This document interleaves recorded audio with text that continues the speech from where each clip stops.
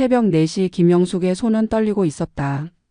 61살 주름진 손으로 거울 앞에 앉아 백발을 하나하나 정성스럽게 빗어 올렸다. 오늘은 28해 동안 홀로 키워낸 아들 준호의 결혼식이었다. 남편이 세상을 떠난 게 준호가 겨우 돌이었을 때다. 그날 이후 영숙은 단 하루도 쉬지 않았다. 새벽 5시면 일어나 시장 청소 일을 했고 낮에는 식당 설거지를, 저녁에는 아파트 경비일까지 3가지 일을 병행했다. 손은 거칠어지고 허리는 휘었지만 아들만큼은 대학을 보냈다. 장학금과 학자금 대출로 버텼고 준호는 결국 중견기업에 취직했다. 그 순간이 영숙에게는 세상을 다 가진 것 같았다. 옷장 깊숙한 곳에서 남편이 생전에 사준 한복을 꺼냈다. 27해 전 결혼 20주년을 맞아 남편이 마련해준 옥색 저고리와 다홍치마였다. 당시 남편은 한 달치 월급을 쏟아부어 이 한복을 맞춰줬다. 비닐 커버를 벗기자 나프탈렌 냄새와 함께 남편의 체취가 희미하게 느껴지는 것 같았다. 영숙은 한복을 가슴에 꼭 안고 한참을 서 있었다. 당신이 지금 보고 계시나요? 우리 아들 장가 가는 거요. 혼잣말을 중얼거리며 천천히 한복을 입었다. 거울 속 자신의 모습이 낯설었다. 평소 작업복만 입던 몸에 전통 한복을 입으니 뭔가 어색하고 부자연스러웠다. 하지만 오늘만큼은, 아들의 결혼식만큼은 제대로 된 어머니의 모습을 보여주고 싶었다.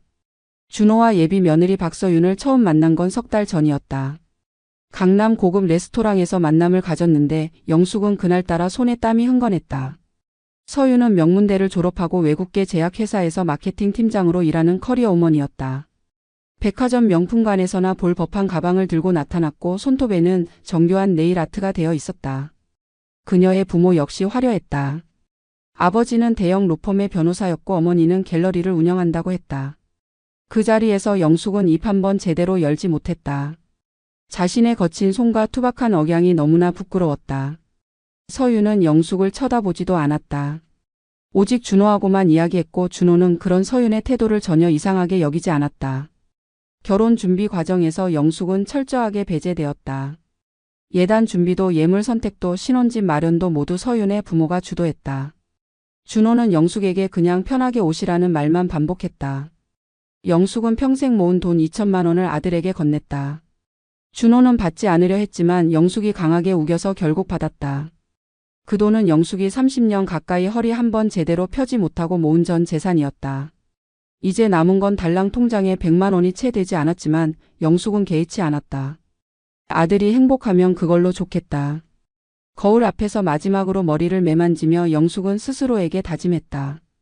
오늘 하루만큼은 당당하게 떳떳하게 아들의 어머니로서 서겠다고. 하지만 그녀는 몰랐다. 이날이 인생에서 가장 치욕스러운 날이 될 거라는 사실을. 압구정동 특급 호텔 그랜드 볼룸. 샹들리에가 반짝이는 이 공간에 들어서는 순간 영숙은 자신이 완전히 다른 세계에 온 것 같은 기분을 느꼈다. 로비에는 이미 100명이 넘는 하객들이 모여 있었다. 남자들은 맞춤 정장에 명품 시계를 차고 있었고 여자들은 하나같이 백화점 쇼윈도에서나 볼 법한 드레스와 액세서리로 치장하고 있었다. 공기 중에는 값비싼 향수 냄새가 진동했다. 영숙의 옥색 한복은 그 화려한 무리 속에서 마치 시골에서 올라온 촌스러운 아줌마의 상징처럼 보였다. 서윤 측 가족들이 한쪽 구석에 모여 있었다. 그들은 영숙을 보자마자 수근거리기 시작했다. 소리를 죽였지만 영숙의 귓가에는 또렷하게 들려왔다. 저분이 신랑 어머니래. 진짜? 한복이 저렇게 오래된 건 처음 봐. 혼자 키우셨다던데 뭐 하시는 분이래? 들리는 대로 시장에서 일하신대. 서윤이 측 친척 중 한 명이 손으로 입을 가리며 말했다. 아이고 불쌍한 우리 서윤이. 시어머니가 저러면 나중에 얼마나 고생이겠어. 다른 친척이 거들었다. 그러게 말이야. 준호 씨는 그래도 괜찮은데 집안이 너무 격이 안 맞잖아. 영숙은 그 말들을 들으면서도 애써 미소를 지었다. 30년 가까이 온갖 멸시와 무시 속에서 살아온 그녀에게 이 정도 수군거림은 익숙한 일이었다. 하지만 오늘만큼은 달랐다. 오늘은 아들의 결혼식이었다. 아들이 새로운 가정을 꾸리는 날이었다. 이 자리에서만큼은 당당한 신랑 어머니로 서고 싶었다. 그래서 영숙은 더욱 허리를 펴고 걸었다. 하객 한 명 한 명에게 정중하게 인사했다. 오늘 와주셔서 감사합니다. 저희 아들 결혼식에 참석해 주셔서 정말 감사드려요. 하지만 대부분의 하객들은 영숙의 인사를 받고도 고개만 까딱했을 뿐 제대로 된 답례조차 하지 않았다. 서윤의 어머니 채미란이 나타났다. 그녀는 머리부터 발끝까지 명품으로 치장하고 있었다. 샤넬 트위드 재킷에 에르메스 버킨백 까르띠에 팔찌까지. 영숙의 한 해 생활비가 그녀의 한 벌 옷값도 안 될 것 같았다. 채미란은 영숙을 위아래로 훑어보더니 차갑게 말했다. 어머님 오셨어요? 한복을 입고 오셨네요. 영숙은 어색하게 웃으며 대답했다. 내 아들 결혼식인데 제대로 된 옷을 입어야 할 것 같아서요. 채미란의 얼굴에 미세한 경멸의 표정이 스쳤다. 아 그래요? 요즘은 한복 입는 분들이 거의 없던데. 뭐 전통을 지키시는 것도 나쁘진 않죠. 그 말투에는 비아냥이 가득했다. 주변의 시선이 점점 더 따가워졌다. 서윤의 친구들이 모여서 영숙을 바라보며 킥킥거렸다. 한 명이 스마트폰을 꺼내 영숙을 향해 슬쩍 사진을 찍는 것 같았다. 영숙은 순간 모든 게 무너지는 느낌이었다. 하지만 참았다. 오늘은 아들의 날이니까. 아들이 행복한 날이니까. 자신의 자존심 따위는 중요하지 않았다. 그저 조용히 눈에 띄지 않게 구석에서 아들의 행복한 모습만 지켜보면 되는 거라고 스스로를 다독였다. 하지만 이건 시작에 불과했다. 진짜 지옥은 이제부터였다. 식장 안으로 하객들이 속속 들어가기 시작했다. 신부 대기실 앞에는 서윤의 친인척들이 모여 있었다. 그들은 모두 하나같이 화려한 옷차림에 자신감 넘치는 표정으로 서로 인사를 나누고 있었다. 반면 신랑 측 하객들은 손에 꼽을 정도였다. 준호의 대학 동기 몇 명과 회사 동료들 뿐이었다. 영숙은 신랑 어머니로서 서 있어야 할 자리가 어딘지조차 몰랐다. 주변을 두리번거리다 웨딩 플래너에게 물었다. 저기요, 신랑 어머니는 어디서 대기하면 되나요?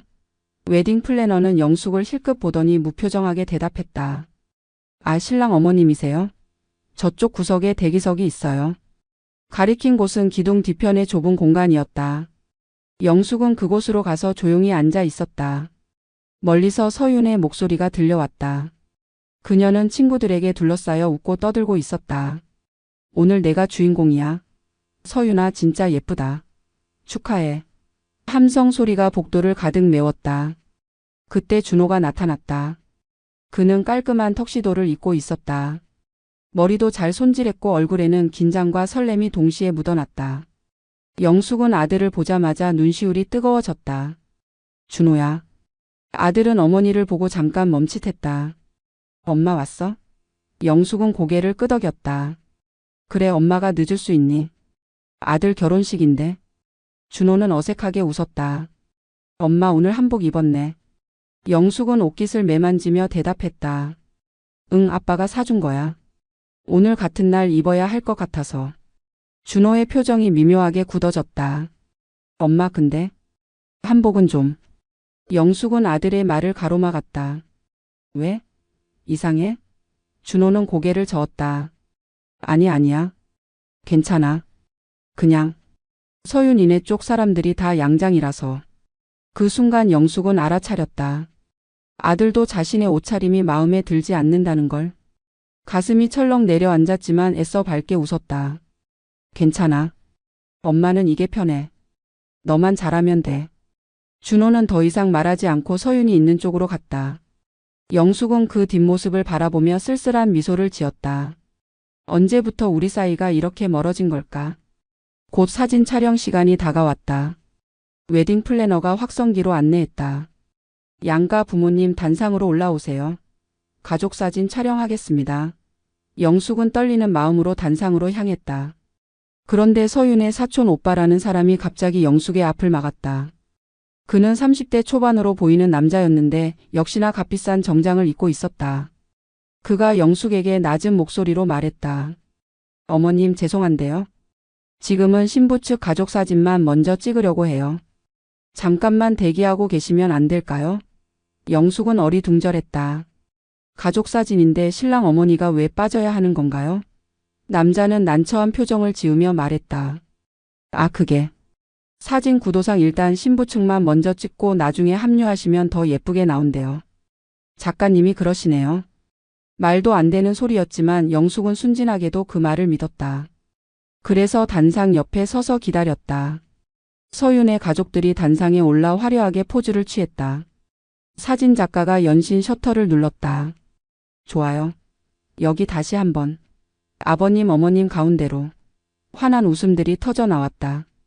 플래시가 터질 때마다 영숙은 외로움을 느꼈다. 왜 나는 적이 없을까? 왜 나는 가족 사진에 낄 수 없는 걸까? 그때였다. 서윤이 단상에서 영숙을 발견했다. 그녀의 눈빛이 차갑게 변했다. 그리고 마이크를 잡더니 또렷한 목소리로 말했다. 저기요 신랑 어머님. 지금은 저희 가족 사진만 찍는 거예요. 잠깐 다른 데 가 계셔 주시면 안 될까요? 그 말이 마이크를 통해 식장 전체에 울려 퍼졌다. 모든 하객들의 시선이 일제히 영숙에게 쏠렸다. 영숙은 그 자리에 얼어붙었다. 100명이 넘는 하객들이 자신을 바라보고 있었다. 어떤 이는 수근거렸고 어떤 이는 고개를 저었다. 영숙의 얼굴이 사색이 되었다. 손이 떨렸고 다리에 힘이 풀렸다. 서윤은 단상 위에서 짜증 섞인 표정으로 다시 말했다. 어머님 못 들으셨어요? 지금 사진 찍는 거 방해되잖아요. 그 말투에는 존중이라곤 찾아볼 수 없었다. 마치 귀찮은 물건을 치우듯 하찮은 존재를 내쫓듯 말하고 있었다. 주변의 웨딩 플래너들조차 난처한 표정으로 서로를 쳐다봤다. 이런 상황은 처음이었다. 영숙은 떨리는 목소리로 대답했다. 아 미안해요. 제가 잘못 알았나 봐요. 그리고는 비틀거리며 단상에서 내려왔다. 하객들 사이를 지나가는데 사람들이 길을 비켜주었다. 마치 전염병 환자를 피하듯. 어떤 사람들은 대놓고 손가락질을 했다.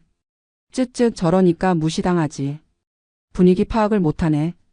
한복 입고 온 것도 웃긴데. 영숙은 그 모든 시선과 수근거림을 견디며 구석으로 걸어갔다. 가슴이 찢어지는 것 같았다.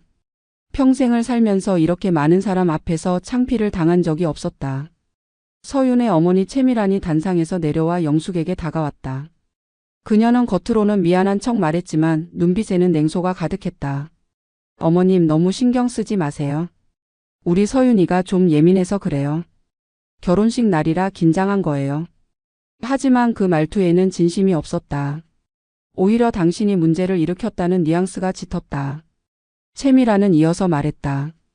그리고 솔직히 말씀드리면 요즘 결혼식에서 한복 입는 분들이 거의 없잖아요. 좀 튀기도 하고. 다음부터는 양장을 입으시는 게 어떨까요? 영숙은 입술을 깨물었다. 다음이라니. 아들은 한 번만 결혼하는 건데. 다음이 어디 있나. 다시 사진 촬영이 시작되었다. 이번에는 양가 부모 합동 촬영이었다. 웨딩 플래너가 영숙을 불렀다. 신랑 어머님 이제 올라오세요. 영숙은 무거운 발걸음으로 단상으로 올라갔다. 서윤의 부모가 중앙에 서 있었고 양옆으로 친척들이 질비하게 늘어서 있었다. 영숙이 설 자리는 끝쪽 구석이었다. 사진 작가가 위치를 조정하며 말했다. 네, 신랑 어머님은 저기 끝에 서시면 되겠습니다. 구도상 그게 나을 것 같아요. 영숙은 말없이 그 자리에 섰다. 사진이 찍히는 동안 아무도 영숙에게 말을 걸지 않았다. 마치 투명 인간처럼 없는 사람 취급을 당했다. 촬영이 끝나고 본식이 시작되었다. 신랑 신부가 입장하고 주례가 나와 식을 진행했다. 영숙은 맨 뒷자리 구석에 앉아 있었다. 신랑 어머니인데도 기빈석에도 가지 못했다. 식이 진행되는 내내 영숙의 눈에서는 눈물이 흘러내렸다. 기쁨의 눈물이 아니었다. 수치와 모욕과 슬픔의 눈물이었다. 30년을 아들 하나 키우려고 손에 피멍이 들도록 일했는데 그 아들의 결혼식에서 이런 취급을 받다니. 주례의 목소리가 멀리서 들려왔다. 신랑 박준호, 신부 박서윤 이 두 사람의 결혼을 축복합니다. 하객들이 박수를 쳤다. 영숙도 손을 모아 박수를 쳤지만 그 소리는 공허했다. 아들은 한 번도 어머니를 돌아보지 않았다. 식이 끝나고 피로연이 시작되었다. 하객들은 뷔페 음식을 먹으며 신랑 신부를 축하했다. 영숙은 귀빈석도 아닌 일반 테이블 구석에 앉아 있었다. 음식이 목구멍으로 넘어가지 않았다. 옆 테이블에서는 서윤의 친척들이 큰 소리로 떠들고 있었다. 진짜 서윤이 잘 됐다. 신랑도 괜찮아 보이고. 근데 신랑 집안은 좀 그렇네. 어머니 혼자시래. 아버지는 일찍 돌아가시고. 또 다른 사람이 거들었다. 애들 낳으면 시어머니 도움은 기대 안 해야겠다. 뭘 아시겠어. 서윤이가 다 알아서 해야지. 그 말들이 영숙의 귀에 비수처럼 꽂혔다. 그때 준호가 테이블로 다가왔다.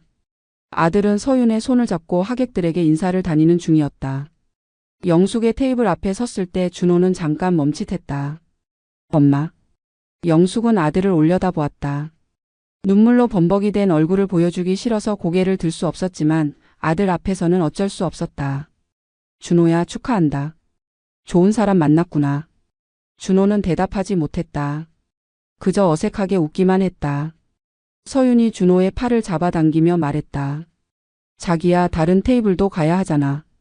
시간 없어. 준호는 고개를 끄덕이고는 어머니에게 말했다. 엄마, 나중에 다시 올게. 그리고는 서윤과 함께 다른 테이블로 향했다. 영숙은 그 뒷모습을 보며 눈물을 흘렸다. 나중에 다시 온다고 했지만 준호는 끝내 돌아오지 않았다. 피로연이 끝날 때까지 영숙은 그 자리에 혼자 앉아 있었다. 주변 테이블은 점점 비어갔고 하객들은 하나둘씩 떠났다. 영숙은 마지막으로 신랑 신부를 보고 싶어서 출구 쪽으로 걸어갔다. 그곳에는 준호와 서윤이 하객들을 배웅하고 있었다. 영숙이 다가가자 서윤이 준호의 귓속말을 했다. 준호의 얼굴이 굳어졌다. 서윤은 영숙을 쳐다보지도 않았다. 준호는 어머니에게 다가와 말했다. 엄마, 오늘 고생했어. 조심히 들어가. 영숙은 아들의 눈을 똑바로 바라보았다. 준호야, 엄마한테 물어볼 게 있어. 준호가 긴장한 표정으로 대답했다. 뭔데? 영숙은 떨리는 목소리로 물었다. 엄마가 부끄러워? 엄마가 너한테 짐이야? 준호는 아무 말도 하지 못했다. 그저 고개를 숙일 뿐이었다. 그 침묵이 영숙에게는 천마디 말보다 더 뼈아팠다. 아들은 대답하지 못했다. 아니라고 부정하지도 그렇다고 인정하지도 못한 채 그저 입을 다문 채 서 있었다. 그때 서윤이 다가와 차갑게 말했다. 어머님, 저희 신혼여행 가야 해서요. 시간이 없어요. 영숙은 며느리를 바라봤다. 그 눈빛에는 조금의 따뜻함도 없었다. 오히려 빨리 사라지라는 무언의 압박이 느껴졌다. 영숙은 더 이상 버틸 수 없었다. 그래, 잘 다녀와라. 행복하게 살아. 그리고는 돌아섰다. 뒤돌아서는 순간 눈물이 와르르 쏟아졌다. 영숙은 울음을 참으며 식장을 빠져나왔다. 로비를 지나 밖으로 나오자 차가운 가을 바람이 뺨을 때렸다. 하늘은 잿빛이었다. 영숙은 그 자리에 주저앉고 싶었다. 하지만 참았다. 마지막 자존심이라도 지키고 싶었다. 집으로 돌아가는 지하철 안에서 영숙은 혼자 생각했다. 30년 동안 뭘 한 걸까? 새벽같이 일어나 일하고 밤늦게 돌아와 아들 밥 챙기고 단 한 번도 나를 위해 산 적 없는데. 아들 학원비 내려고 끼니 거르고 아들 대학 보내려고 허리 다쳐가며 일했는데. 그렇게 키운 아들이 어머니를 부끄러워한다니. 가슴이 무너지는 것 같았다. 지하철 안 사람들이 영숙을 힐끗힐끗 쳐다봤다. 한복을 입은 노인네가 혼자 우는 모습이 이상했을 것이다. 영숙은 손으로 얼굴을 가렸다. 그리고 속으로 다짐했다. 이제 그만하자. 아들에게 더 이상 기대하지 말자. 나는 내 길을 가야 한다. 집에 도착해서 한복을 벗었다. 옷장 깊숙한 곳에 다시 넣었다. 이제 이 옷을 입을 일은 없을 것 같았다. 손거울로 얼굴을 봤다. 눈은 퉁퉁 붓고 주름은 더 깊어진 것 같았다. 61살의 나이가 거울 속에 그대로 드러났다. 영숙은 거울을 내려놓고 창밖을 바라봤다. 달도 없는 캄캄한 밤이었다. 휴대폰이 울렸다. 준호에게서 온 문자였다. 엄마, 오늘 고마웠어. 조심히 들어갔지? 그 짧은 문자가 영숙에게는 더 잔인하게 느껴졌다. 고맙다고? 뭐가 고맙다는 건가? 나를 망신 주고 무시하고 내쫓고 나서 고맙다고? 영숙은 답장하지 않았다. 휴대폰을 꺼버렸다. 그날 밤 영숙은 잠들지 못했다. 천장을 바라보며 밤새도록 눈물만 흘렸다. 이것이 영숙 인생의 바닥이었다. 하지만 그녀는 몰랐다. 진짜 인생은 이제부터 시작될 거라는 걸. 결혼식 다음 날 영숙은 새벽부터 집을 정리하기 시작했다. 무엇을 버리고 무엇을 가져갈지 하나하나 분류했다. 사진첩을 펼쳤다. 준호의 어린 시절 사진들이 가득했다. 돌잔치 사진, 초등학교 입학식 사진, 중학교 졸업식 사진. 모든 사진 속에는 영숙과 준호 단둘이었다. 아버지가 없는 자리를 영숙이 채우려 애썼던 흔적들이었다. 영숙은 사진첩을 천천히 넘기며 생각했다. 이 아이를 위해 살았는데 이제는 이 아이가 나를 원하지 않는구나. 사진첩을 덮고 상자에 넣었다. 이제 과거는 묻어두기로 했다. 휴대폰에는 준호에게서 온 전화와 문자가 쌓여갔다. 엄마 왜 전화 안 받아? 무슨 일 있어? 신혼여행 다녀왔어. 엄마 집에 갈게. 하지만 영숙은 단 한 번도 답하지 않았다. 일주일이 지나자 준호가 직접 집을 찾아왔다. 초인종을 눌렀지만 아무도 나오지 않았다. 옆집 아주머니에게 물었지만 며칠 전부터 안 보인다는 대답만 돌아왔다. 준호는 불안해졌다. 어머니가 어디로 간 건지 무슨 일이 생긴 건지 알 수 없었다. 서윤에게 말했지만 서윤은 시큰둥하게 반응했다. 그냥 좀 삐진 거 아니야? 시간 지나면 연락 오겠지 뭐. 준호는 그렇게 생각하고 싶었다. 하지만 가슴 한구석이 무거웠다. 영숙은 이미 짐을 싸서 다른 곳으로 이사했다. 서울 변두리의 작은 원룸이었다. 보증금 500만 원에 월세 30만 원. 통장에 남은 돈으로 겨우 구한 곳이었다. 집은 좁고 낡았지만 상관없었다. 이제 아무도 자신을 찾지 못할 곳이면 충분했다. 전화번호도 바꿨다. 주민등록 전입신고도 하지 않았다. 완전히 세상에서 사라지고 싶었다. 이사한 첫날 밤 영숙은 빈방 한가운데 앉아 있었다. 짐이라곤 딱 캐리어 하나뿐이었다. 30년을 산 흔적이 고작 이것밖에 안 된다는 게 허무했다. 다음 날부터 영숙은 다시 일을 찾기 시작했다. 하지만 61살의 나이에 할 수 있는 일은 많지 않았다. 식당 설거지, 아파트 청소, 재활용 분리수거. 하루에 10시간씩 일해도 한 달에 벌 수 있는 돈은 150만 원 정도였다. 월세 내고 나면 생활비로 쓸 돈이 얼마 남지 않았다. 밥은 편의점 도시락으로 때웠다. 한 달에 미용실 한 번 가는 것도 사치였다. 거울 앞에서 스스로 머리를 자르며 영숙은 생각했다. 이게 내 인생의 끝인가? 아들을 위해 모든 걸 바쳤는데 결국 남은 건 이 쓸쓸한 방 하나뿐인가? 어느 날 청소 일을 하다가 쓰러졌다. 과로와 영양실조가 겹쳤다. 병원에 실려갔지만 입원비가 없어서 당일 퇴원했다. 의사는 영숙에게 말했다. 어르신 이러시다가는 큰일 납니다. 제대로 쉬고 드셔야 해요. 하지만 영숙은 웃으며 대답했다. 괜찮아요. 저는 원래 이렇게 살았어요. 집으로 돌아와 누웠다. 천장을 바라보는데 남편 생각이 났다. 여보, 나 너무 힘들어. 이제 어떻게 살아야 할지 모르겠어. 남편이 살아 있었다면 뭐라고 했을까? 아마도 이렇게 말했을 것이다. 영숙아, 포기하지 마. 너는 강한 사람이야. 영숙은 눈을 감았다. 그래, 나는 강한 사람이었지. 30년을 혼자 버텼잖아. 아직 끝난 게 아니야. 그렇게 스스로를 다독이며 다시 일어났다.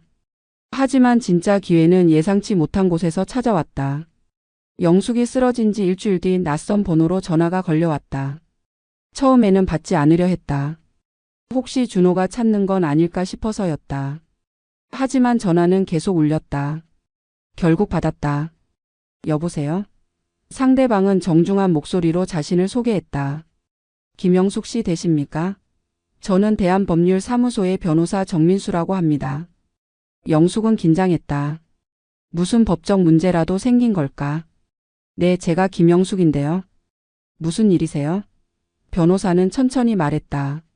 고인이 되신 남편분 김철수 씨와 관련된 재산 상속건으로 연락드렸습니다. 영숙은 어리둥절했다.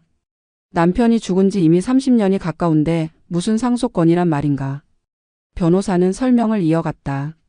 남편분께서 생전에 경기도 일대의 토지를 소유하고 계셨습니다.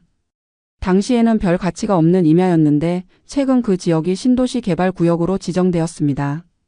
영숙은 가슴이 두근거렸다. 그래서요? 변호사가 대답했다. 토지 보상금이 확정됐습니다. 총액 65억 원입니다. 영숙은 전화기를 떨어뜨릴 뻔했다. 65억? 그게 무슨 소리인가? 변호사는 침착하게 설명을 계속했다. 남편분 명의로 되어 있던 땅이라 법적으로 배우자이신 김영숙 씨께 상속됩니다. 영숙은 믿을 수가 없었다. 30년 동안 가난하게 살았는데 갑자기 65억이라니. 변호사는 사무실로 방문해 달라고 했다. 영숙은 떨리는 손으로 주소를 적었다. 전화를 끊고 나서도 한참을 멍하니 앉아 있었다. 이게 꿈인가 생신가? 손바닥을 꼬집어 봤다. 아팠다. 현실이었다.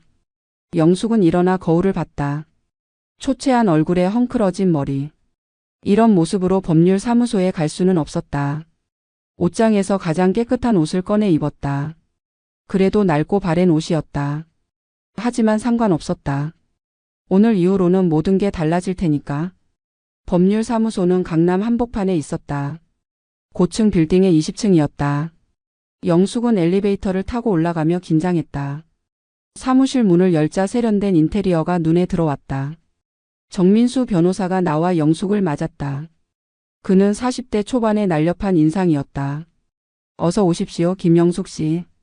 변호사는 영숙을 응접실로 안내했다. 테이블 위에는 두툼한 서류들이 놓여 있었다. 변호사는 하나하나 설명했다. 이게 토지 등기 부등본이고 이게 보상금 산정 내역서입니다. 여기 서명하시면 일주일 내로 계좌로 입금됩니다. 영숙은 서류를 바라보며 물었다. 이게 정말 제 거예요? 변호사는 고개를 끄덕였다. 네, 법적으로 완전히 귀하의 소유입니다. 남편분이 돌아가시면서 자동으로 배우자에게 상속된 겁니다. 영숙의 눈에 눈물이 맺혔다. 여보, 당신이 남겨준 거였구나. 30년 만에 당신이 나를 구해준 거야. 변호사가 물었다. 괜찮으세요? 영숙은 눈물을 닦으며 고개를 끄덕였다. 네, 괜찮아요. 서명할게요. 영숙은 떨리는 손으로 서류에 이름을 적었다. 그 순간 영숙의 인생이 완전히 바뀌었다. 가난과 멸시 속에서 살던 노인네가 단 한 번의 서명으로 억만장자가 되었다. 사무실을 나서는 영숙의 걸음은 가벼웠다. 거리의 모든 게 새롭게 보였다. 백화점, 카페, 명품 매장. 이제 저곳들이 더 이상 나와 상관없는 세상이 아니었다. 하지만 영숙은 그런 것들에 관심이 없었다.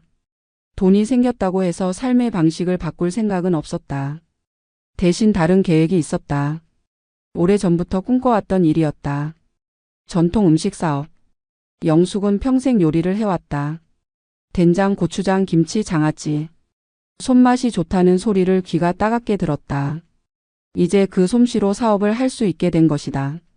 영숙은 걸음을 멈추고 하늘을 올려다봤다. 여보, 이제 시작이야.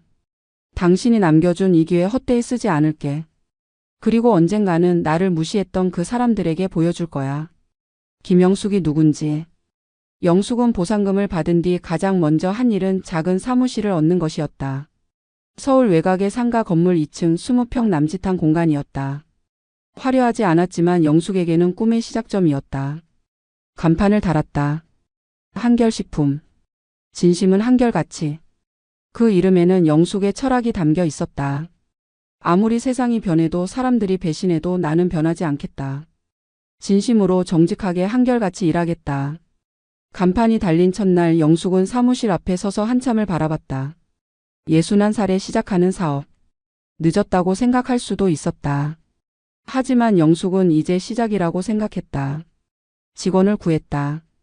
첫 번째 직원은 50대 중반의 박순자였다. 그녀 역시 이혼 후 혼자 살며 여러 일을 전전했다. 영숙은 순자를 보자마자 동질감을 느꼈다. 두 번째 직원은 30대 초반의 청년 이재현이었다. 대학을 졸업했지만 취업에 실패해 아르바이트로 연명하던 청년이었다. 세 번째는 20대 후반의 여성 최유진이었다. 요리 학원을 다니다가 돈이 떨어져 그만둔 상태였다. 영숙은 이들에게 말했다. 우리 모두 세상에서 밀려난 사람들이에요. 하지만 여기서는 당당하게 일할 수 있어요. 정직하게 일하면 정당한 대가를 받을 거예요. 세 사람의 눈에 희망이 차올랐다. 본격적으로 제품 개발에 들어갔다. 영숙은 직접 레시피를 만들었다. 된장은 국산 콩으로만 만들었다. 고추장은 태양초 고춧가루를 썼다. 김치는 배추부터 직접 골랐다. 시중 제품과 차별화하기 위해 일체의 화학 조미료를 쓰지 않았다. 방부제도 넣지 않았다. 순자가 물었다. 사장님, 이렇게 하면 유통기한이 짧아지는데 괜찮겠어요? 영숙은 단호하게 말했다. 괜찮아요. 신선한 게 최고예요. 며칠 빨리 상하면 어때요? 그만큼 몸에 좋은 거잖아요. 재현이도 걱정했다. 그런데 사장님, 이렇게 하면 원가가 너무 높아요. 대형마트는 납품이 어려울 것 같은데요. 영숙은 웃으며 대답했다. 대형마트에 안 들어가면 직접 팔면 되지. 진짜 맛을 아는 사람들은 찾을 거예요. 첫 제품이 나왔다. 된장 500통이었다. 영숙은 직접 라벨을 붙이고 포장했다. 손이 부르트도록 작업했다. 유진이 물었다. 사장님, 이거 어디다 팔 건데요? 영숙은 대답했다. 시장에 가서 팔 거예요. 다음 날 새벽 영숙은 리어카에 된장통을 싣고 전통시장으로 갔다. 61살의 나이에 리어카를 끌고 시장 바닥에 앉아 된장을 팔았다. 지나가는 사람들이 힐끗힐끗 쳐다봤다. 어떤 사람은 코웃음을 쳤다. 이 나이에 장사하네. 어떤 사람은 동정 어린 눈빛을 보냈다. 하지만 영숙은 신경 쓰지 않았다. 큰 소리로 외쳤다. 국산 콩으로 직접 만든 된장이에요. 화학조미료 일체 안 들어갔어요. 진짜 전통 방식 그대로예요. 처음에는 아무도 거들떠보지 않았다. 1시간이 지나고 2시간이 지나도 된장은 팔리지 않았다. 영숙의 무릎이 아파왔다. 허리도 끊어질 것 같았다. 그래도 포기하지 않고 계속 외쳤다. 오후 2시쯤 한 할머니가 다가왔다. 얼마예요? 영숙은 반가운 마음에 대답했다. 10,000원이에요. 할머니가 눈을 크게 떴다. 10,000원? 이게 왜 이렇게 비싸요? 옆 가게는 5,000원인데. 영숙은 침착하게 설명했다. 국산 콩으로 만들어서 그래요. 맛 한번 보세요. 다르실 거예요. 할머니는 반신반의하며 하나를 샀다. 그것이 한결식품의 첫 매출이었다. 10,000원. 영숙은 그 돈을 두 손으로 받았다. 감사합니다. 맛있게 드세요. 할머니가 가고 나서 영숙은 10,000원짜리 지폐를 한참 바라봤다. 이게 시작이구나. 작지만 소중한 시작이구나. 한결식품의 첫 해는 고난의 연속이었다. 시장에서 팔기는 했지만 판매량은 형편없었다. 하루에 고작 서너 개 팔리는 게 전부였다. 한 달 매출이 100만 원도 안 됐다. 사무실 월세와 직원 급여를 내고 나면 적자였다. 영숙은 보상금에서 계속 돈을 빼다 써야 했다. 순자가 걱정했다. 사장님, 이러다가 다 날리는 거 아니에요? 차라리 납품처를 알아보는 게 어떨까요? 하지만 영숙은 고집을 꺾지 않았다. 아직 때가 안 된 거예요. 진짜 맛을 아는 사람들이 나타날 거예요. 재현은 한숨을 쉬었다. 사장님, 현실을 봐야죠. 이렇게는 버틸 수 없어요. 어느 날 유진이 제안했다. 사장님, 인터넷에 올려보면 어떨까요? 블로그나 SNS예요. 요즘은 다들 그렇게 해요. 영숙은 인터넷을 잘 몰랐다. 평생 아날로그로 살아왔기 때문이다. 유진이 직접 나서서 블로그를 만들었다. 제품 사진을 찍고 영숙의 이야기를 올렸다. 61살의 사업을 시작한 할머니의 도전기. 순수 국산 재료로 만든 전통 장류. 화학조미료 없는 진짜 맛. 글이 올라가고 며칠이 지났지만 반응은 없었다. 하지만 유진은 포기하지 않고 꾸준히 글을 올렸다. 영숙이 시장에서 장사하는 모습, 새벽에 된장을 담그는 모습, 주름진 손으로 포장하는 모습. 모든 과정을 기록했다.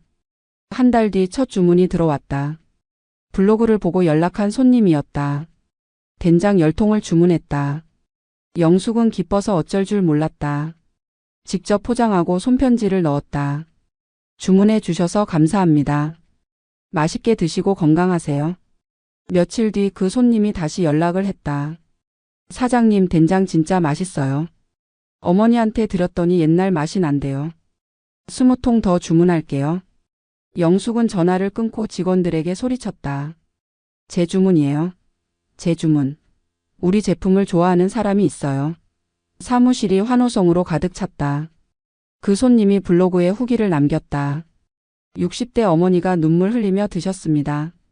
어릴 적 외할머니가 담가 주시던 그 맛이랍니다. 요즘 시판 된장은 다 공장 맛인데 한결식품 된장은 진짜 손맛이 살아있어요. 적극 추천합니다. 그 글이 입소문을 탔다. 주문이 하나둘씩 들어오기 시작했다. 처음에는 하루 한두 건이었지만 점차 늘어났다. 한 달 뒤에는 하루 10건, 2달 뒤에는 20건. 영숙과 직원들은 밤낮 없이 일했다. 새벽에 나와 된장을 담그고 낮에는 포장하고 저녁에는 배송했다. 손에 물집이 잡히고 허리가 끊어질 것 같았지만 영숙은 행복했다. 진짜 일을 하고 있다는 느낌이 들었다. 그러던 어느 날 대형 마트 바이어에게서 연락이 왔다. 한결식품 제품을 납품하고 싶다는 제안이었다. 영숙은 직원들과 함께 미팅에 갔다. 바이어는 40대 중반의 남자였다. 그는 영숙을 위아래로 훑어보더니 비웃는 듯한 표정을 지었다. 사장님이 직접 오셨네요. 그러더니 조건을 제시했다. 공급 단가를 현재의 절반으로 낮춰야 한다는 것이었다. 영숙은 고개를 저었다. 그럼 원가도 안 나와요. 바이어는 냉정하게 말했다. 그럼 거래 못하죠. 다른 업체 많아요.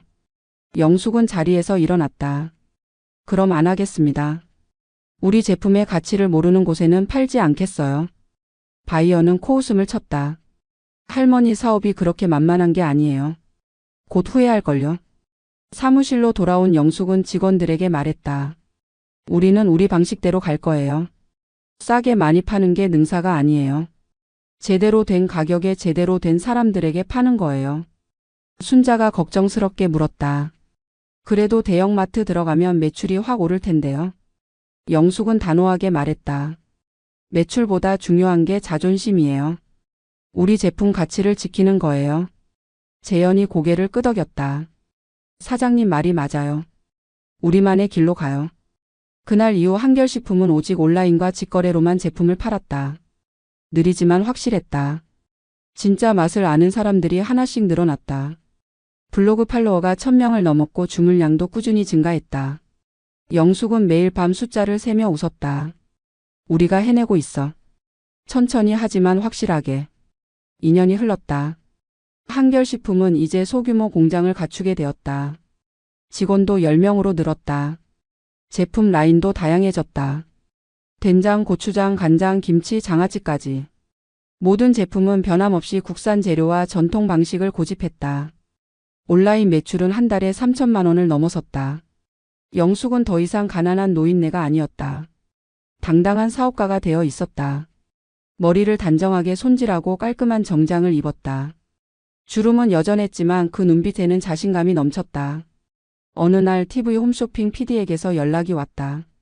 한결식품을 홈쇼핑에 소개하고 싶다는 제안이었다. 영숙은 직원들과 함께 방송국을 방문했다. PD는 영숙의 스토리에 관심을 보였다. 61살에 사업을 시작하셨다고요? 정말 대단하시네요. 이런 스토리는 시청자들이 정말 좋아해요. 그리고 무엇보다 제품이 진짜 좋아요. 테스트해봤는데 시판 제품하고는 차원이 달라요. 영숙은 떨리는 마음으로 물었다.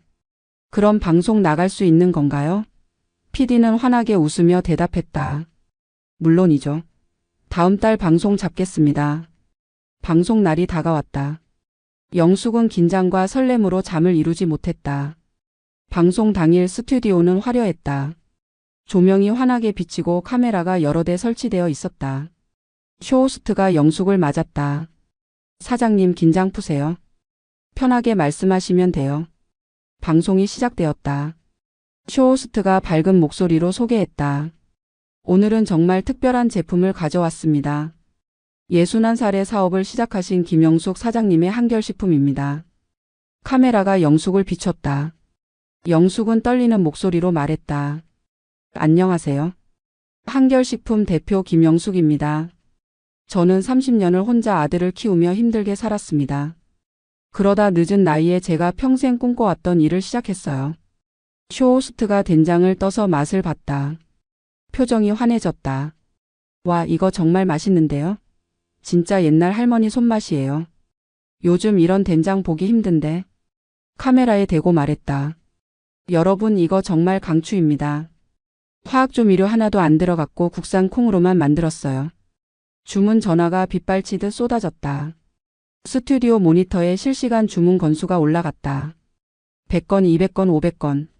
30분 만에 1000건을 돌파했다. PD가 영숙에게 엄지를 치켜 세웠다. 대박이에요, 사장님. 방송이 끝난 뒤 영숙은 스튜디오에서 한참을 멍하니 서 있었다. 믿기지 않았다. 30분 만에 1000건이 넘는 주문이 들어왔다니.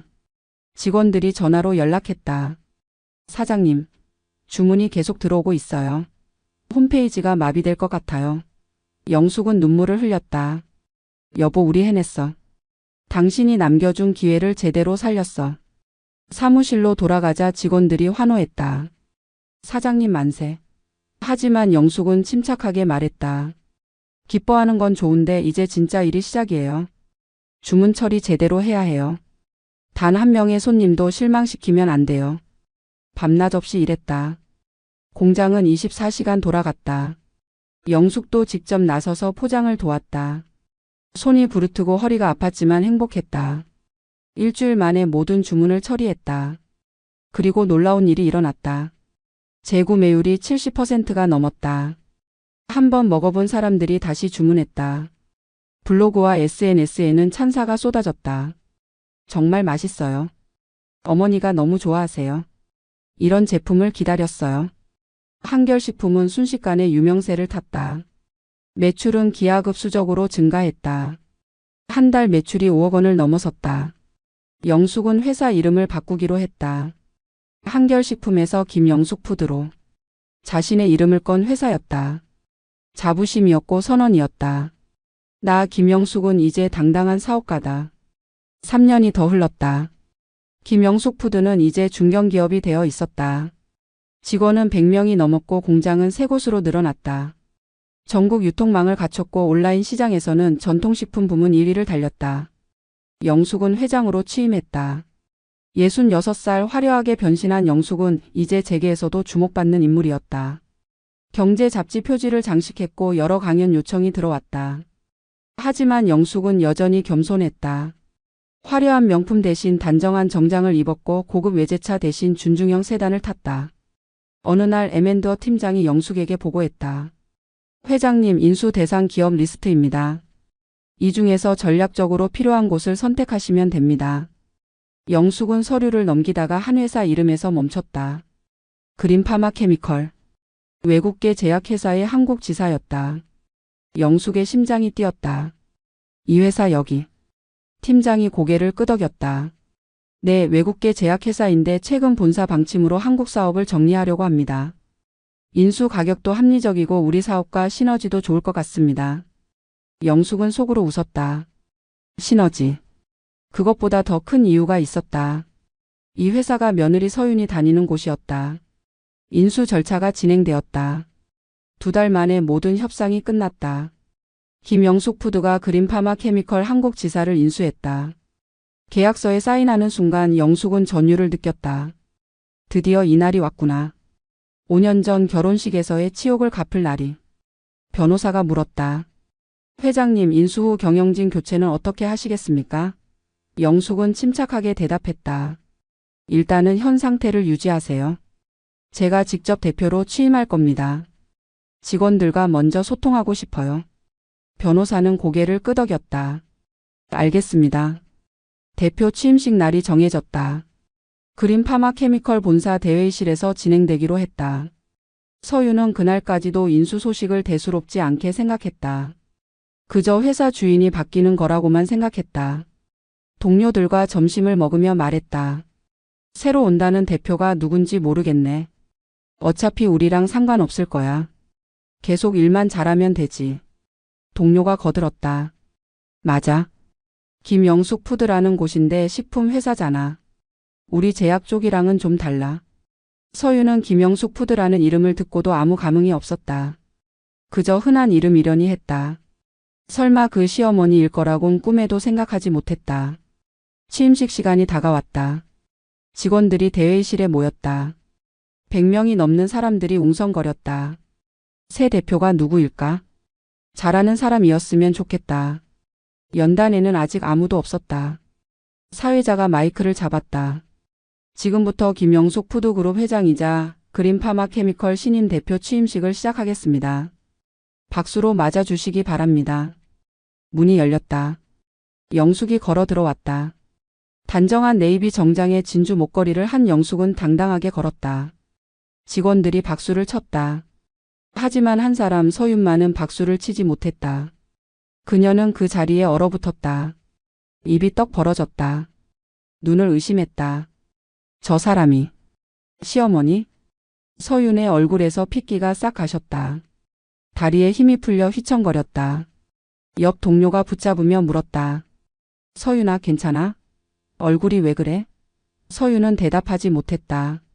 그저 연단 위에 영숙을 멍하니 바라볼 뿐이었다.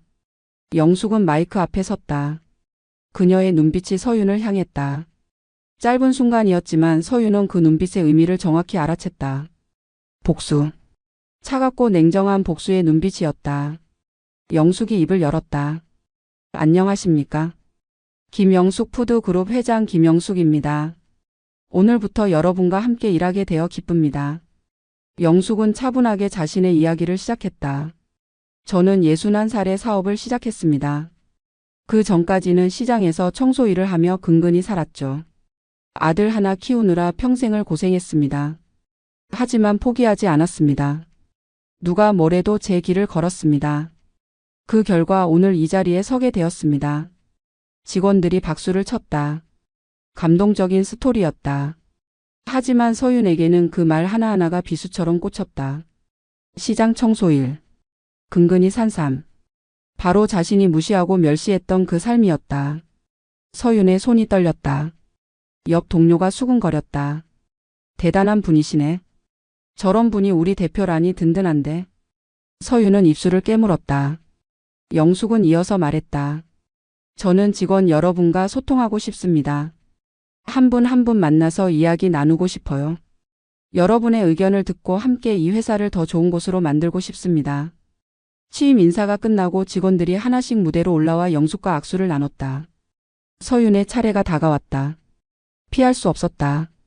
떨리는 발걸음으로 무대에 올랐다. 영숙 앞에 섰을 때 두 사람의 눈이 마주쳤다. 영숙이 먼저 손을 내밀었다. 반갑습니다. 이름이 어떻게 되세요?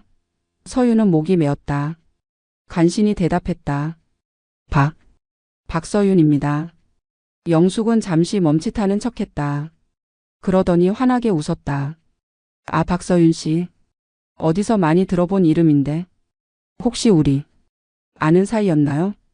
서윤은 땀이 비 오듯 흘렀다. 주변 직원들이 쳐다봤다. 대답해야 했다. 그럴 수도 있습니다. 영숙은 고개를 끄덕이며 말했다. 그래요? 기억이 잘 안 나네요. 뭐 상관없어요. 앞으로 잘 부탁드립니다. 그리고는 서윤의 손을 놓았다. 서윤은 비틀거리며 무대에서 내려왔다. 자리로 돌아와 앉았지만 다리가 후들거렸다. 동료가 물었다. 서윤아, 너 정말 괜찮아? 안색이 정말 안 좋은데. 병원 가봐야 하는 거 아니야? 서윤은 고개를 저었다. 아니야. 괜찮아. 그냥 좀 놀랐을 뿐이야. 하지만 속으로는 아무것도 괜찮지 않았다. 세상이 무너지는 것 같았다. 취임식이 끝난 뒤 서윤은 화장실로 뛰어갔다. 거울 앞에 섰다. 얼굴은 창백했고 눈동자는 흔들리고 있었다. 어떻게 이런 일이? 어떻게 저 사람이 여기 있는 거야? 5년 전 결혼식 날의 기억이 생생하게 떠올랐다. 자신이 얼마나 무례하게 굴었는지, 얼마나 모욕적인 말을 했는지, 사진 찍는데 방해된다고 나가라고 소리쳤던 그 순간, 영숙의 표정이 떠올랐다. 그때 영숙의 눈에는 눈물이 가득했었다. 하지만 지금 영숙의 눈에는 눈물이 없었다. 오직 차가운 결의만이 있었다. 서윤은 세면대를 움켜쥐었다. 내가 어떻게 하지? 어떻게 해야 하지? 사직할까? 도망칠까? 하지만 어디로 도망친단 말인가? 그날 저녁 서윤은 준호에게 전화했다. 준호는 여전히 자신의 회사에서 일하고 있었다. 5년 동안 부부는 평범하게 살았다. 아이는 없었다. 서윤이 커리어 때문에 미뤘기 때문이다. 전화를 받은 준호가 물었다. 왜? 무슨 일 있어? 서윤은 떨리는 목소리로 말했다. 우리 회사가 인수됐어. 그래서? 준호는 무심하게 대답했다. 새 대표가 당신 어머니야. 준호는 잠시 침묵했다. 뭐? 우리 엄마? 서윤은 울음을 터뜨렸다. 어떻게? 나 어떡하면 좋아? 준호는 당황했다. 엄마가 CEO라고? 말도 안 돼. 엄마는 시장에서 일했잖아. 서윤은 소리쳤다. 그게 5년 전이야. 지금은 김영숙 푸드그룹 회장이라고. 전국구 기업이야.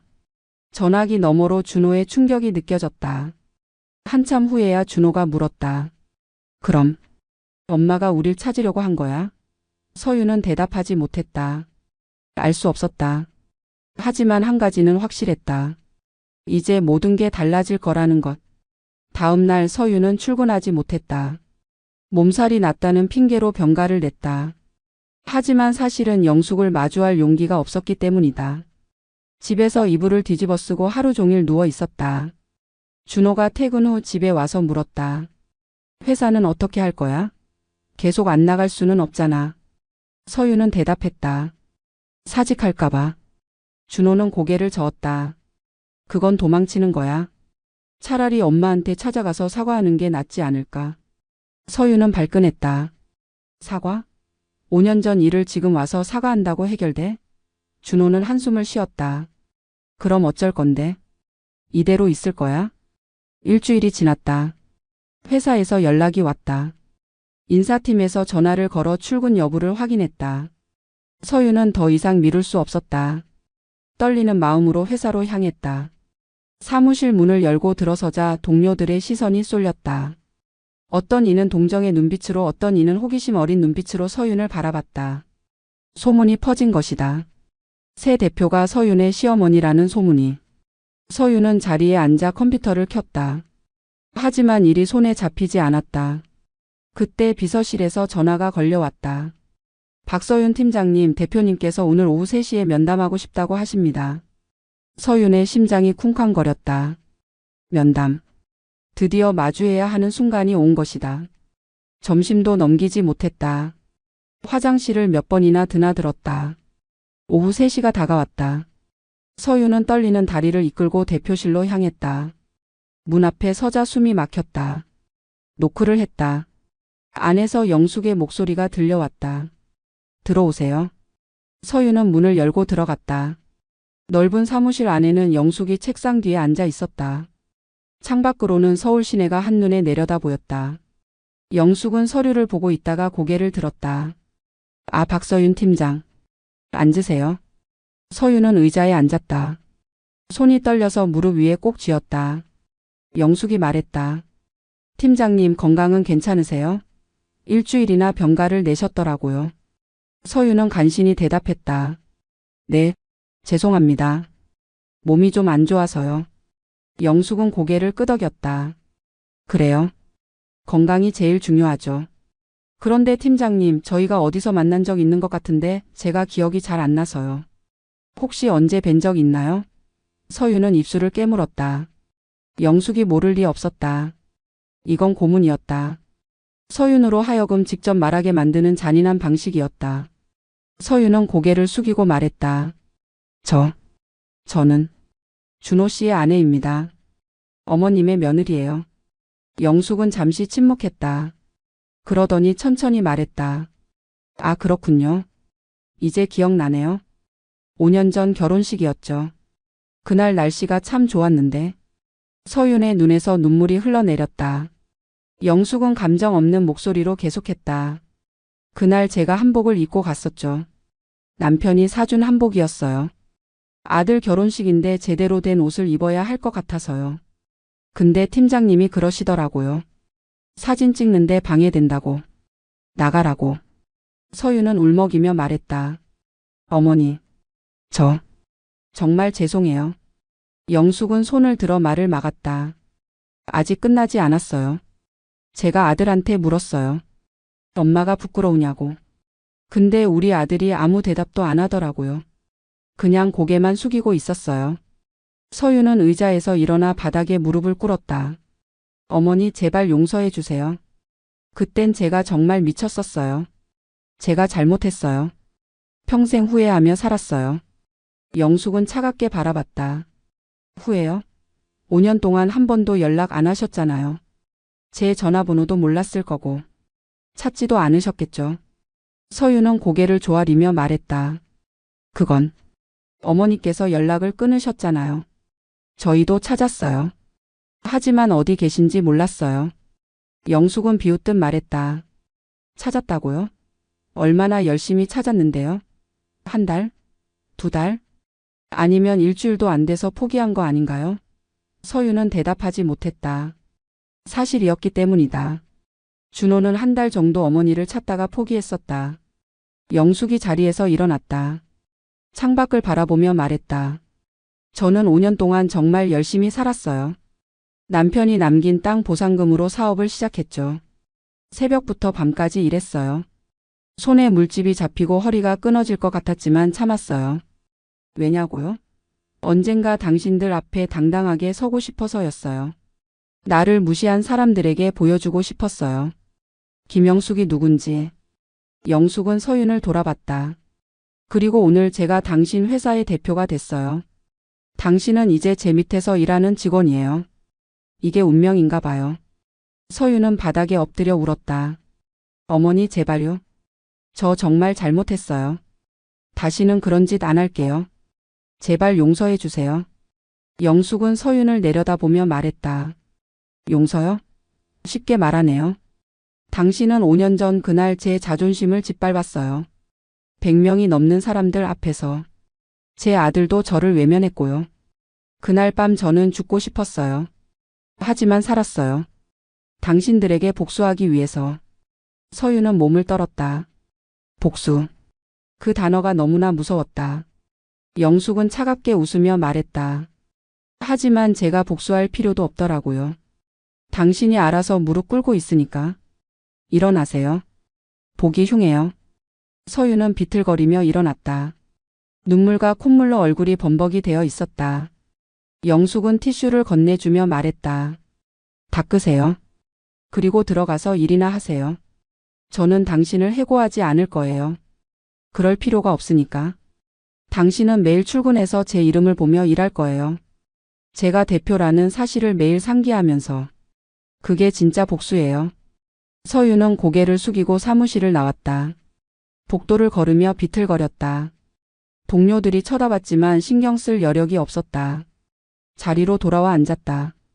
책상 위 명함이 보였다. 거기에는 김영숙 푸드그룹이라고 쓰여 있었다. 서윤은 명함을 집어들고 한참을 바라봤다. 이게 내 인생이 된 거구나. 석 달이 흘렀다.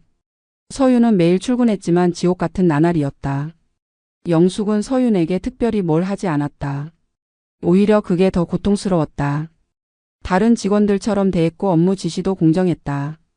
하지만 서윤은 영숙의 얼굴을 볼 때마다 5년 전 그날이 떠올랐다.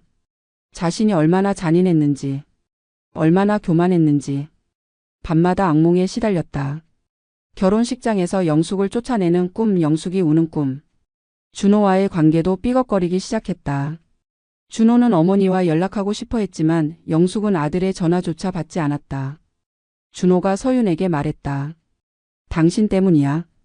당신이 그때 그렇게 하지만 않았어도. 서윤은 반박하지 못했다. 모든 게 자신의 잘못이었으니까.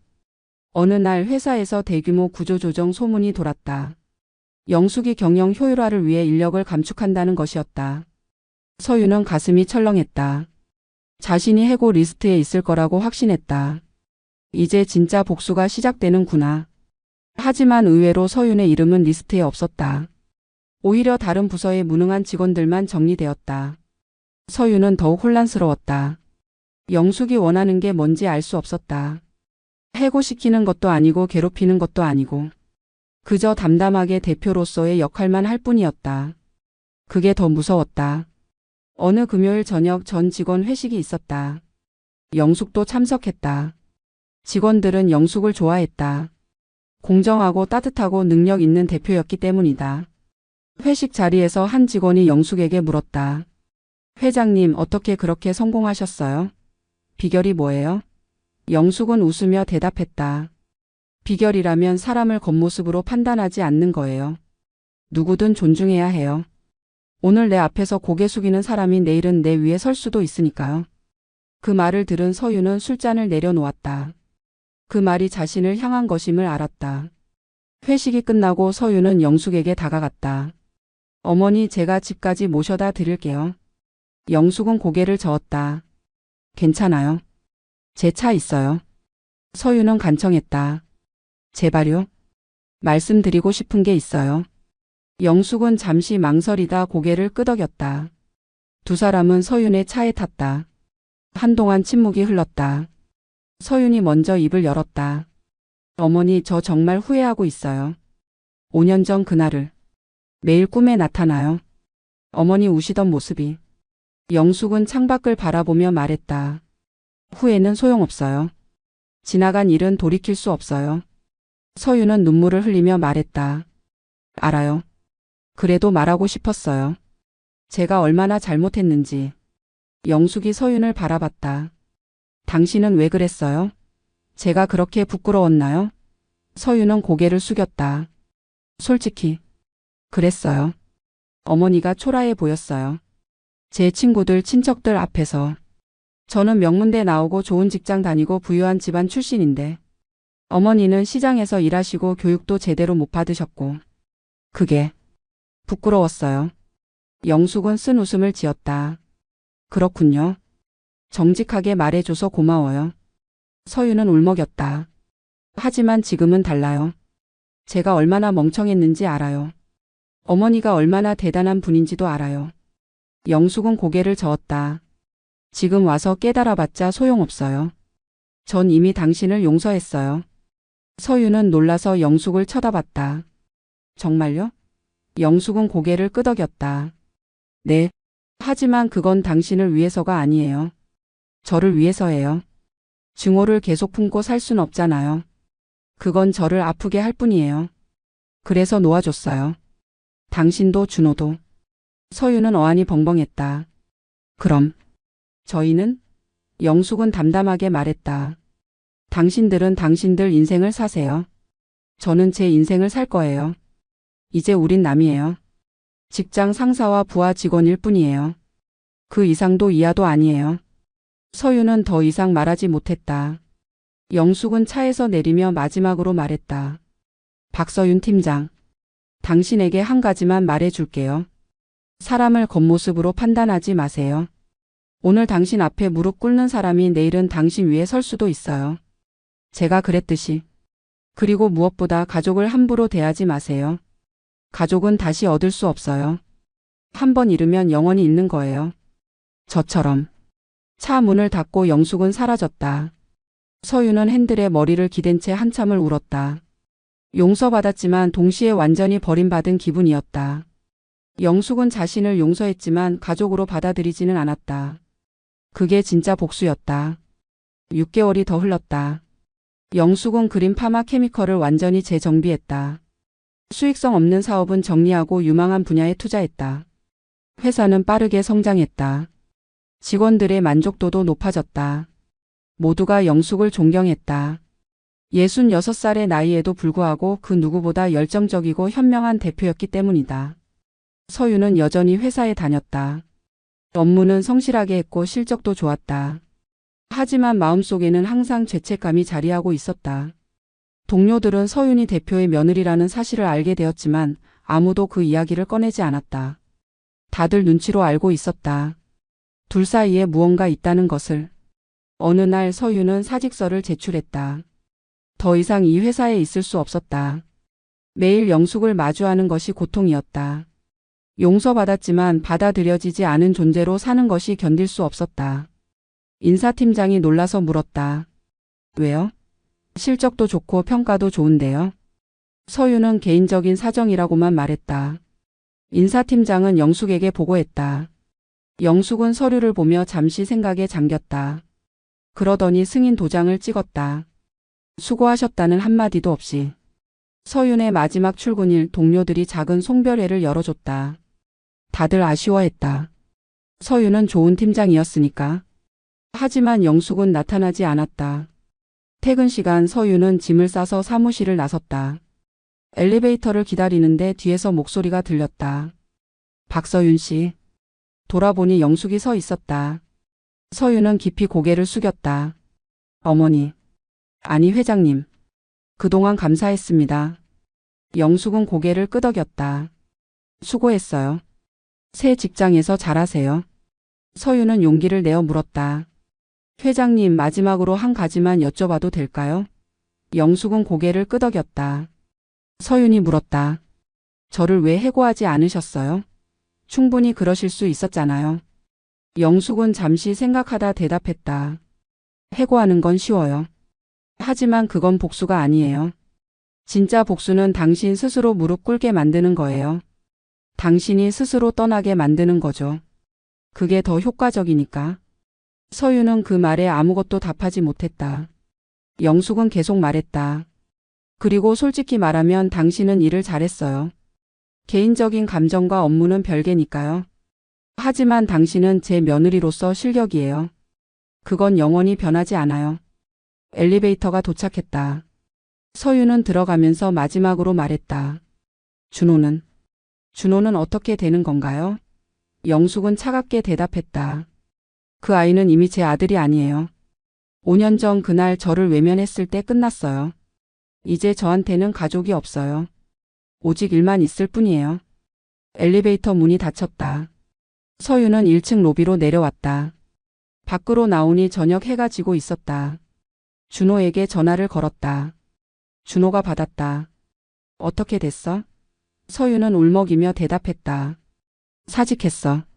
이제 끝났어. 준호는 한숨을 쉬었다. 그래. 수고했어.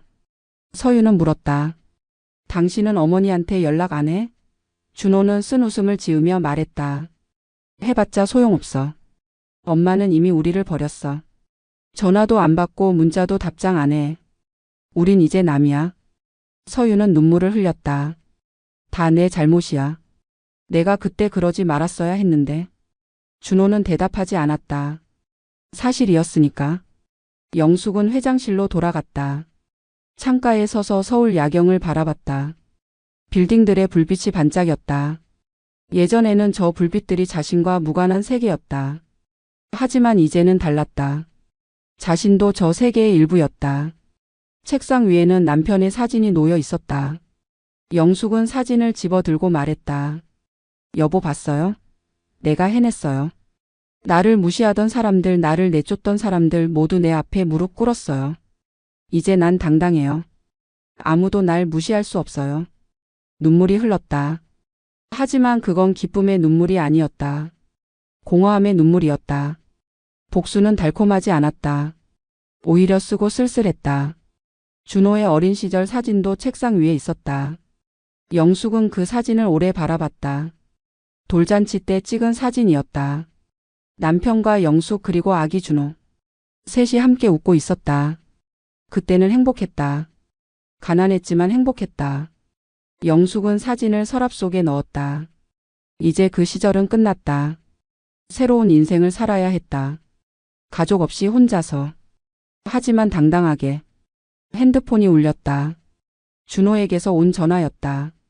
영숙은 화면을 바라보다가 거절 버튼을 눌렀다. 그리고 핸드폰을 서랍에 넣었다. 창밖을 다시 바라봤다. 김영숙 푸드 본사 건물의 로고가 멀리 보였다. 환하게 빛나고 있었다. 영숙은 조용히 웃었다. 이게 내 진짜 인생이야. 이제 시작이야. 사무실 문을 나서며 영숙은 뒤돌아보지 않았다. 과거는 과거였다. 상처는 상처였다. 하지만 그것들이 자신을 만들었다. 강하게 단단하게 부서지지 않게. 엘리베이터에서 내려오며 경비 아저씨에게 인사했다. 수고하세요. 경비 아저씨가 깊이 고개를 숙였다. 회장님 조심히 들어가세요. 주차장에서 차에 올랐다. 시동을 걸고 전진했다. 백미러에 비친 회사 건물이 점점 작아졌다. 영숙은 라디오를 켰다. 경쾌한 음악이 흘러나왔다. 영숙은 따라 흥얼거렸다. 집으로 가는 길은 어둡지 않았다. 가로등이 환하게 길을 비췄다. 영숙은 생각했다. 이제 난 혼자야. 하지만 괜찮아. 혼자서도 잘 살 수 있어. 증명했으니까. 그리고 창밖 어둠 속으로 김영숙은 사라져갔다. 하지만 그녀의 이름은 사라지지 않았다. 김영숙 푸드라는 이름으로 수천 명의 직원들과 함께 대한민국 식품업계의 한 축으로 남아 영원히 빛날 것이었다.